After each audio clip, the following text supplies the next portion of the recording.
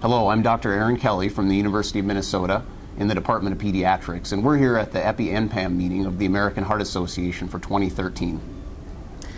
And my name is Dr. Deirdre Harrington from Pennington Biomedical Research Center in Baton Rouge, Louisiana. And I'm just going to talk about my presentation, which looks at the relationship between the AHA's ideal cardiovascular health criteria and abdominal adiposity in a sample of children. So we all know that the American Heart Association ideal cardiovascular health criteria are some metrics that we're all supposed to attain, but we're unsure how these relate to children and how attaining more of these ideal cardiovascular health criteria are related to abdominal adiposity.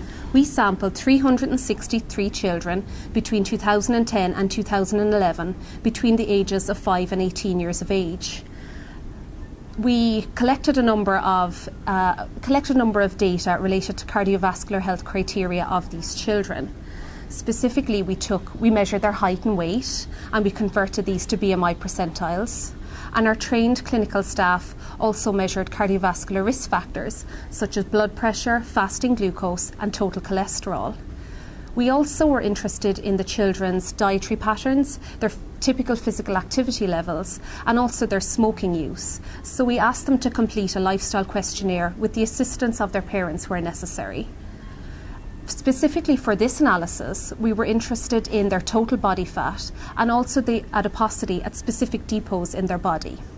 So we used a DEXA to estimate total body fat, and we used an MRI machine to estimate the amount of visceral and subcutaneous fat that they had in the abdomen. So visceral adipose tissue is particularly related to cardiovascular health risk. So what did you find in your study? Well, we found that 39% of the sample had 5 or more cardiovascular health criteria. Unfortunately, physical activity and the healthy diet component were the least prevalent in our sample. Children with 3 or fewer ideal cardiovascular health criteria had a higher likelihood of having high visceral subcutaneous adipose tissue and also higher risk for higher total body fat. Body mass index is quite correlated with total adiposity. So when we removed that as one of the metrics, the risk was substantially reduced, but it still existed for the other 6 ideal cardiovascular health criteria.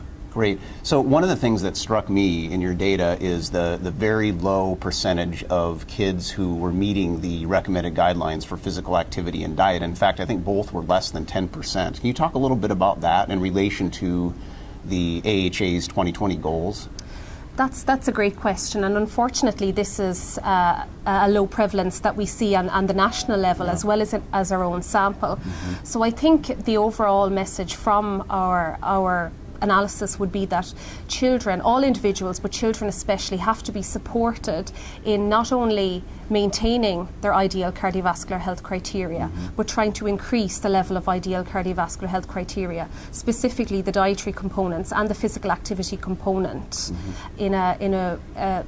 going forward to their total cardiovascular and total health. Great. Well, very interesting findings. Thanks a lot. Thank you very much.